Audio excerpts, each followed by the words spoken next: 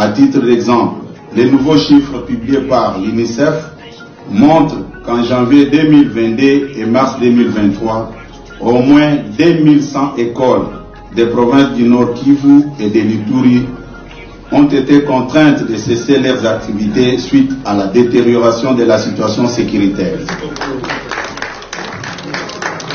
Toujours selon le chef du parti au pouvoir, l'insécurité a singulièrement affecté de centaines de milliers d'enfants récemment déplacés avec leurs familles suite à cette guerre. Augustin Kabouya a au nom de l'UDPS sollicité auprès de l'Internationale socialiste la mise sur pied d'une commission de vérification de la situation que vit la population de l'Est. Aussi a-t-il demandé à celle-ci d'effectuer une descente sur terrain pour palper du doigt ce que la population est en train de connaître. Tout en dénonçant l'agresseur, le président rwandais Paul Kagame, Mwanabute déplore l'inattention des États face à la situation de son pays, en dépit de plusieurs rapports publiés par les Nations Unies à cet effet. Cette situation de pillage des ressources naturelles du Congo et de la présence des troupes rwandaises sur notre sol est confirmée dans plusieurs rapports des experts des Nations Unies. Malheureusement, la situation de la RDC n'intéresse personne parce qu'il y a certains lobbies qui en tirent profit.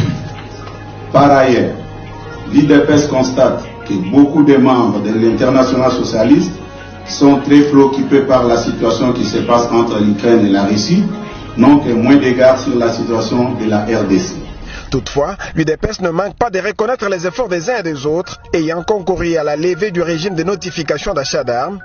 Aussi salue-t-elle l'action régionale menée par la voie du processus de Nairobi et celui de Luanda visant à rétablir la confiance entre États, à régler les différends par le dialogue.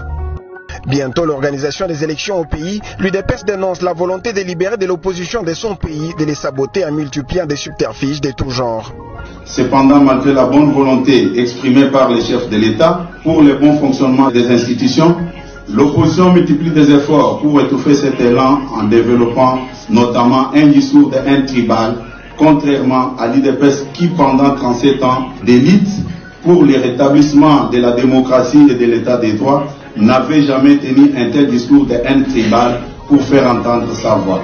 Depuis le régime Mobutu, Laurent Désiré Kabila, Joseph Kabila, notre combat était focalisé sur les valeurs démocratiques. Très chers camarades, pour rappel, en date du 19 et 20 mai, des membres d'un parti politique de l'opposition, en l'occurrence d'un député national et un député provincial bien identifiés dans notre pays, ont occupé les plateaux de télévision pour dresser toutes les 450 tribus contre une seule tribu à laquelle appartient le chef de l'État, son Excellence Félix Tshisekedi. Ce qui est inacceptable en plein 3e millénaire où toutes les communautés sont invitées à vivre ensemble pour l'unité et la cohésion nationale. Et certaines vieilles images et vidéos des répressions des manifestations publiques par l'ancien régime des années 2015, 2016 et 2017 ont été attribuées à tort et balancées dans les réseaux sociaux par l'opposition avec l'intention de nuire au régime Tshisekedi en matière des droits de l'homme et de la démocratie. Le parti au pouvoir souhaite par ailleurs que l'organisation de l'Internationale socialiste fasse partie des observateurs des élections cette année en RDC. Avec 37 ans de lutte avant son accession au pouvoir, le parti de Félix Tshisekedi s'est voulu mieux placé pour réconforter les autres à tenir bon pendant leur lutte. Après la mort de notre leader, le fait Dr. Etienne Tshisekedi en 2017, personne ne pouvait s'imaginer que l'UDPS va accéder encore au pouvoir. Aujourd'hui, nous sommes au pouvoir, nous savons comment est-ce qu'on pousse un régime à la faute et comment est-ce qu'on peut monter des scénarios. C'est question d'avoir la confiance en vous-même et la détermination. N'ayez pas peur que vous allez mourir puisque vous avez dit que ce soit. Nous autres ici, nous avons connu beaucoup de choses. Chaque être humain a son temps sur cette terre. On ne vous trompe pas que la mort de quelqu'un dépend de la volonté de qui que ce soit. Il faut continuer à aller de l'avant. Nous allons vous soutenir. Fin des travaux, mais il faudra signaler que bien avant, la délégation conduite par le célèbre Augustin Kabouya a été reçue tour à tour, d'abord par l'ancien chef de l'État du Niger, Mahamadou Youssoufou, ensuite par le président en exercice Mohamed Bazoum.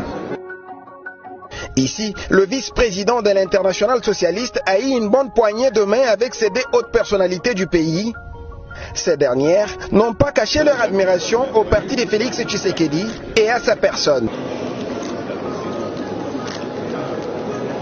Mission bien accomplie.